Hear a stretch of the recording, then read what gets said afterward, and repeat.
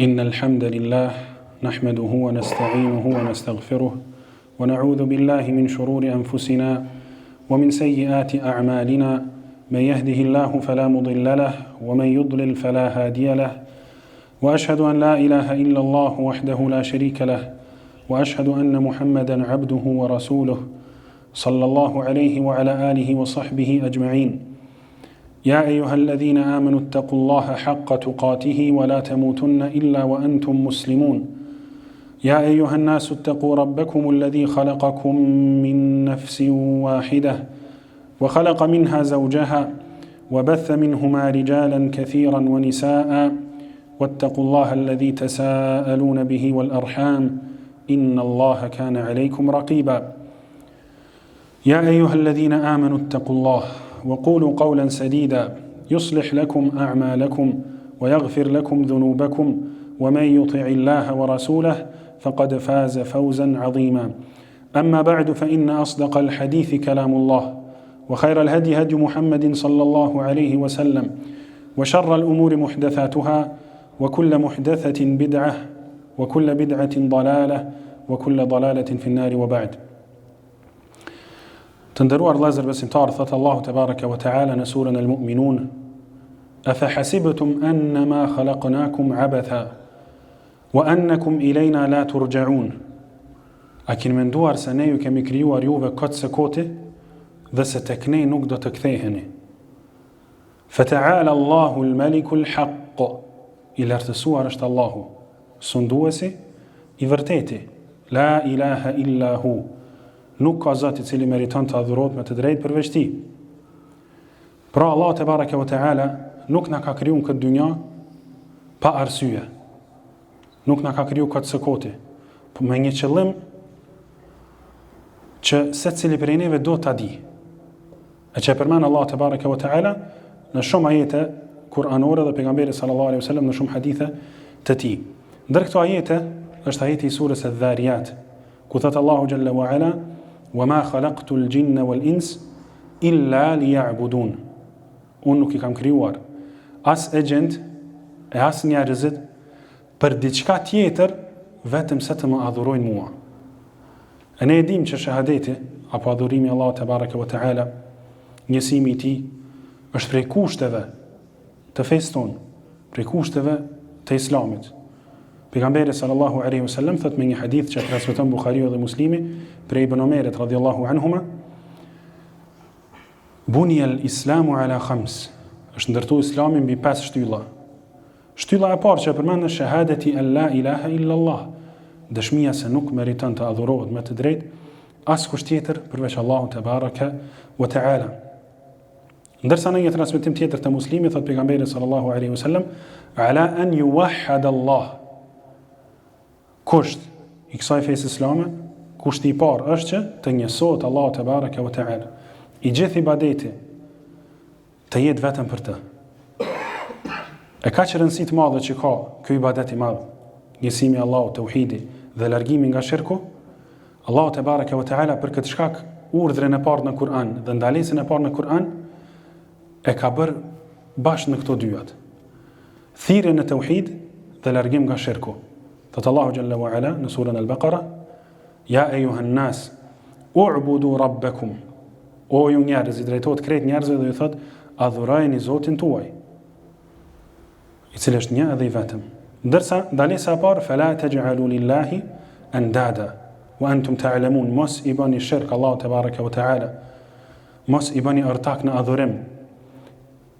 Kur ju e dini se ai, vetëm ai ju ka krijuar, vetëm ai ju ka furnizuar dhe vetëm ati i takon madhërimi dhe çdo ibadet, atëherë mos i bëni shirk atij.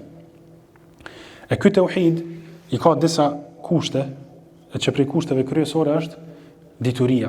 Nëse Allah te baraka wa taala kur i drejtohet pejgamberit tonë të fundit sallallahu alaihi wasallam në surën Muhammed, i thot: fa'lam annahu la ilaha illa Allah. Dije o Muhammed se nuk ka zot i cili meriton të adhurohet me të drejtë përveç Allahut. Pra njëherë vjen dija, pastaj vjen shahadeti. Nga se shahadeti pa dije nuk vlen. Ka shumë njerëz që thonë shahadetin me 10 herë, me 10 mijëra herë brenda një ditës. po i bojnë shirk Allah te bareke ve teala, prejnë kurban për dikon tjetër, përpos Allah xhalla wa ala, e kanë frikë dikon tjetër sikur Allahun te bareke ve teala ose edhe më shumë, i mbështeten dikujt tjetër sikur se i mbështeten Allahut azza wa jall ose edhe më shumë, e dojnë dikon tjetër sikur se që dojnë Allahun azza wa jall apo edhe më shumë. Në këto raste nuk ju vlen ajo fjalë la ilaha illallah dhe nëse thuhet me miliona herë. Për ato dituria është tepër me rëndësi. Fa'lam dija mas pari që nuk meriton të adhurohet me të drejtë askush tjetër përveç Allahut. E si pasojë kësaj dijes atëherë çdo adhurim drejtoja vetëm Allahut xhalla xhelaluhu. E shirku është tepër i rrezikshëm. Allah azza wa jall nuk e fal atë në ahiret nëse njeriu vdes me shirk. Thot Allah xhalla wa ala në surën An-Nisa: Inna Allaha la yaghfiru an yushraka bih wa yaghfiru ma duna dhalika liman yasha.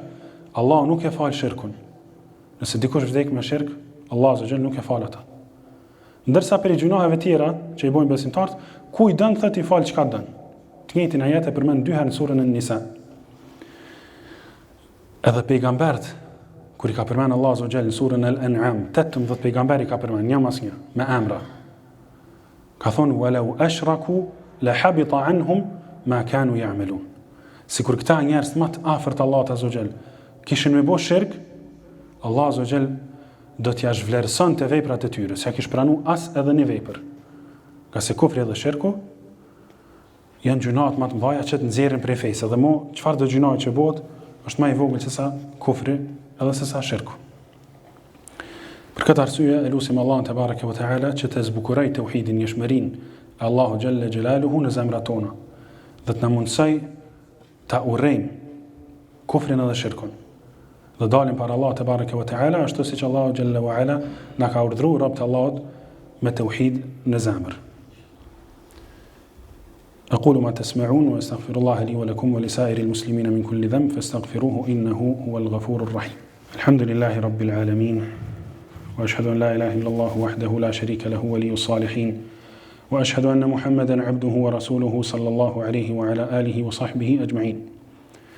Pastaj të nderuar vëllezër besimtar, Allahu xhalla xhelaluhu në surën Al-An'am i përmend 2 grupe të njerëzve: besimtarët, mu'minint, edhe jo besimtarët mushrikint. Edhe thot fa ayyul fariqayn ahaqqu bil amni in kuntum ta'lamun. Cili grup për këtyre 2 grupeve, cilit grup për këtyre 2 grupeve i takon siguria edhe në dunja edhe në ahiret. Nëse jeni që e dini, na tregoni. Cilit grup? Dhe pastaj Allahu xhalla wa ala përgjigjet vet. Edhe na përgëzon neve besimtarëve. Thot alladhina amanu wa lam yalbisu imanahum bi dhulmin ulaika lahumul amn wa hum muhtadun. Thot ata të cilët kanë besuar dhe nuk e kanë përzi imanin e tyre, që është për qëllim tauhidin, njëshmëria e Allahut, nuk e kanë përzi tauhidin e tyre me dhulm, me zullum. E këto është për qëllim me zullum, shirku. Allah thot ulaika lahumul amn wa hum muhtadun. Këtyre njerëzve i takon siguria edhe në dunja edhe në ahiret, dhe këta njerëz janë njerëzit e udhëzuar. Transmeton Buhariu dhe Muslimi një hadith nga Abdullah ibn Mas'ud radhiyallahu anhu, i cili thot kur ka zbrit ky ajet, njerëz kanë shkuar te pejgamberi sallallahu alaihi wasallam edhe i kanë thonë ja Rasulullah, cili prej neve nuk ka bën herë zullum? Kanë menduar që është për qëllim ky zullumi, padrejësia që e bën njerëz me njëri tjetrin. Ka thonë ja Rasulullah, se cili prej neve ka ndodhur një herë ka bën zullum në jetën e vet? Ata e kanë kërkuar këtë që Allah azza wa jalla ka thonë, sigurinë edhe udhëzimin. Edhe për çata tani janë mërzit, kanë thonë ja Rasulullah, se cili prej neve ka bën zullum një herë? Çfarë më botash? E pejgamberi sallallahu alaihi wasallam ju ka treguar që nuk është për qëllim ky zullumi që po menoni ju, po është për qëllim shirku. Kush dal te Allah te bareke ve teala, edhe nuk e përzin tauhidin me shirk, nuk e përzin imanin me kufër edhe me shirk, ai është i shpëtuar, edhe në dunja edhe në ahiret. Edhe ja përmend pejgamberi sallallahu alaihi wasallam fjalën e Luqmanit alaihi salam në surën Luqman, ku thot Allah xhalla wa ala: وإذ قال لقمان لابنه وهو يعظه يا بني لا تشرك بالله. Kur i ka thonë Luqmani djalit tij, o biri im, edhe ka këshilluar, ka thonë la tushrik billah, mos i bësh shirk Allahut, inna ash-shirka la dhulmun adhim. Nga se me të vërtet shirku është zullumi më i madh, padrejtësia më e madhe. E çka është zullumi? Çka kuptojnë me fjalën zullum? E kuptojnë atë që në diçka me vendos aty ku nuk e ka vendin e vet. Kjo është padrejtësi, kjo është zullum. Në këtë rast, në rastin tonë të adhurimet, është me vendos adhurimin aty ku nuk e ka vendin. Me bo adhurimin për dikën tjetër përveç Allahu Gjelle Gjelaluhu. Inna Allaha wa malaikatahu yusalluna ala an-nabi ya ayyuhalladhina amanu sallu alayhi wa sallimu taslima. اللهم صل على محمد وعلى آل محمد كما صليت على إبراهيم وعلى آل إبراهيم إنك حميد مجيد اللهم بارك على محمد وعلى آل محمد كما باركت على إبراهيم وعلى آل إبراهيم إنك حميد مجيد عباد الله إن الله يأمر بالعدل والإحسان وإيتاء ذي القربى وينهى عن الفحشاء والمنكر والبغي يعظكم لعلكم تذكرون وأقم الصلاة